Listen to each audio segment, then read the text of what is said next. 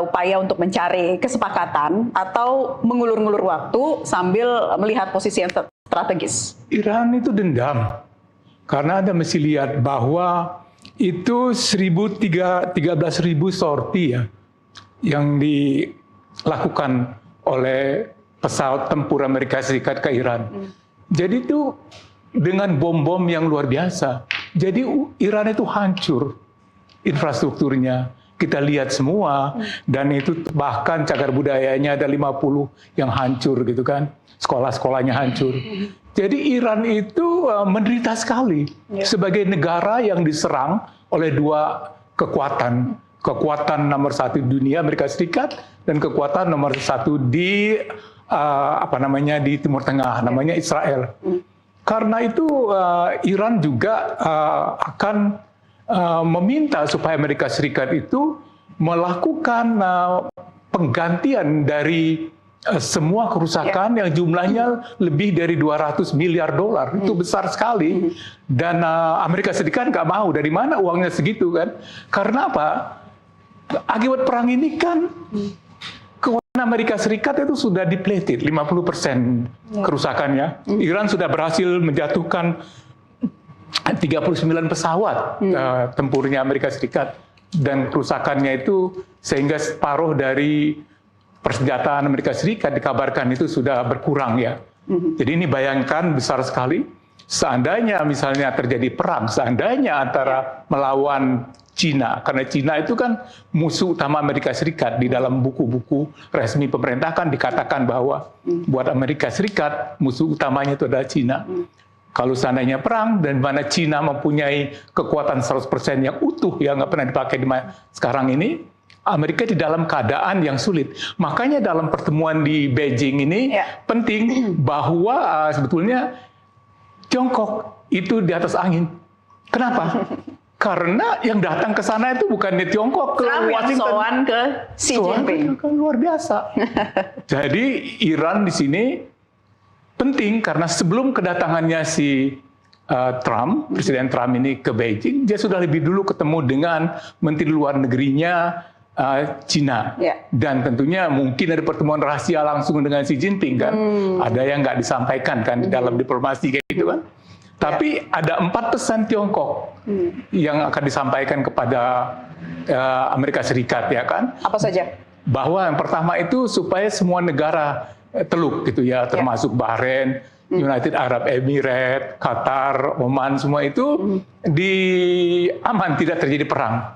Jadi mereka tidak diperangi lagi oleh Iran ya kan. Yang kedua, setiap negara di Teluk Persia itu, termasuk Iran juga itu, harus dijaga kedaulatannya, tidak boleh diserang tanpa apalagi semena-mena gitu.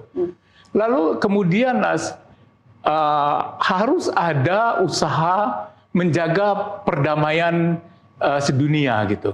Jadi itu penting sekali. Lalu yang nomor betul. Yang terakhir itu nomor 4 bahwa hukum internasional harus ditaati. Itu kata orang Cina yang strategi militernya itu Sun Tzu gitu kan, the art of war. Jadi berperang itu bukan dengan berteriak-teriak, tapi dengan intel yang sangat kuat. Kalau perlu dia mengalahkan musuh tanpa seorang pasukan pun ditukan segala macam, dan cara berkomunikasi mengambil hati gitu ya. Jadi cara orang Asia berperang yang sudah diuji selama ribuan tahun melawan Clausewitz yang dipakai oleh doktrinnya jenderal-jenderalnya di Amerika Serikat. Ini menarik ya Pak Natsir. Saya akan tanyakan lagi ke Prof. Budi soal soannya Trump ke Xi Jinping ya. Nampaknya Trump sedang berusaha sekali untuk mengambil hati Xi Jinping ya. Beberapa belakangan ini mengatakan bahwa Xi Jinping adalah sahabat saya dan lain-lain. Dari gestur yang ditampilkan Trump, apa pandangan Anda? Itu Trump dari sisinya Mbak. Tapi on the other hand, Trump juga kan bilang, I do not need China, ya kan? Dia bilang kan, itulah kira-kira gesture. Nah, karena kita bicara sekarang ini gesture, itulah gesturnya Trump bahwa dia butuh, tapi tidak kelihatan dia butuh. Dia perlu, tapi dia tetap menunjukkan bahwa dia adalah word police. Nah, bagi Amerika bahwa Cina ini adalah penting, sangat penting lah Mbak. Kan 80% energinya Cina lewat Hormuz. Sangat penting lah Mbak. Kenapa? Karena selama ini kan apa yang menjadi center of gravity-nya Cina kan Taiwan. Nah, inilah Mbak transaksional yang nantinya ya, itu my perception ya, bahwa di dalam Trump sama Xi Jinping itu. Kenapa? Ya salah satu sisi bahwa memang Cina ini benar-benar jangan sampai Taiwan ini semakin besar melawan dia, di mana belakangnya Amerika.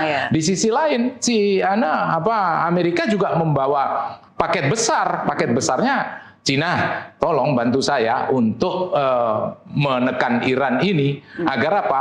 Agar apa yang saya inginkan dengan paket besar ini, baik itu blokade, kemudian bagaimana Hormuz dan bagaimana selanjutnya bahwa zero tolerance terhadap nuklir ini implementif.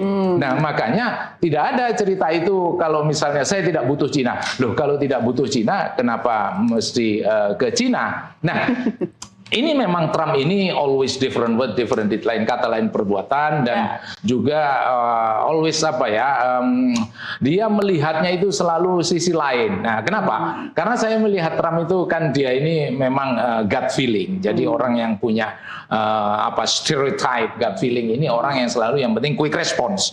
Setelah quick response, no matter whether irrational, whether illogic, it doesn't matter bagi Trump. Dan Trump ini kenapa? Itu aja Mbak. Selalu kan keluar kata-kata I do not need China, padahal butuh. Nah, kenapa? Karena kalau kita baca buku Man-Made Theory, ini kan selalu mengatakan bahwa pretend to be crazy, pretend to be deception, pretend to be lying, dan lain sebagainya. Kenapa? Agar musuh tidak bisa membaca apa actually back mind-mu apa. Nah, ini memang sebetulnya the best way as a diplomat sebetulnya. Dan kita tambahkan bahwa seorang Trump ini adalah seorang yang populis.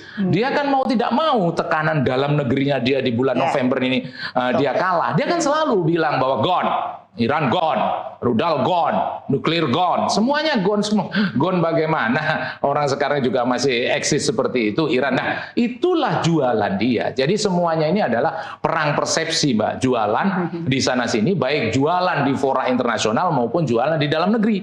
Jualan di dalam negerinya dia selalu menyatakan bahwa Iran ini gone, tapi sebetulnya Iran tidak gone. Makanya di Project Freedom yang dia luncurkan yang seumuran jagung itu, dia itu kan sebetulnya mau mewargamingkan, dia mau memandalayudakan. Bagaimana sih Project Freedom yang pakai kata terminologi freedom pula lagi kan?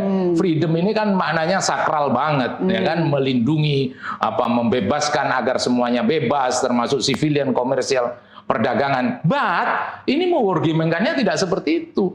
Dia mau wargamingkannya dengan guideline, katanya hanya menggait. Tapi kan in the field di Medan dia kan bukan to guide, kan military escort. Nah, di samping military simultaneously selalu dia berbarengan dengan apa? Tetap blokade dibesarkan, tetap dengan pengiriman 15.000 personil itu kan nggak macam-macam, tetap penambahan kapal-kapal jet tempurnya dia. Nah, ini sebetulnya dia mewargamingkan Project Freedom ini juga dalam rangka apa? Dalam rangka untuk menekan Iran agar kamu terima proposal saya enggak? Atau kamu mau menerima serangan saya? Nah, yang paling terakhir dia memandalayudakan Project Freedom ini adalah dengan Project Freedom ini dia juga menekan Cina. Kenapa? Saat itu Project Freedom kan untuk mengantisipasi hari ini.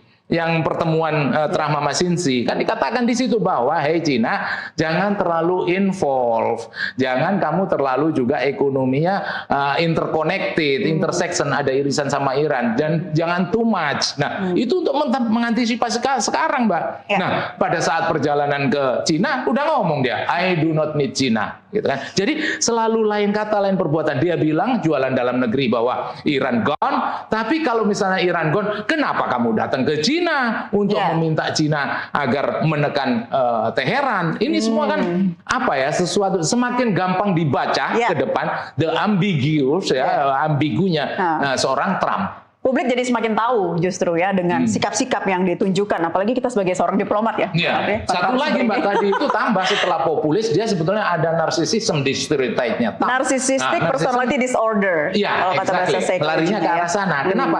Karena dia tidak begitu ada empatinya kurang gitu, sehingga dia itu biasa saja. Padahal harus disadari bahwa apa-apa yang keluar dari mulutnya Trump ini victimize berapa orang yang jadi korban. Jadi, meskipun ada dua sisi, bukan hanya Trump aja, Iran pun juga seperti itu. Namanya juga belligerent, saling sama pelaku perang.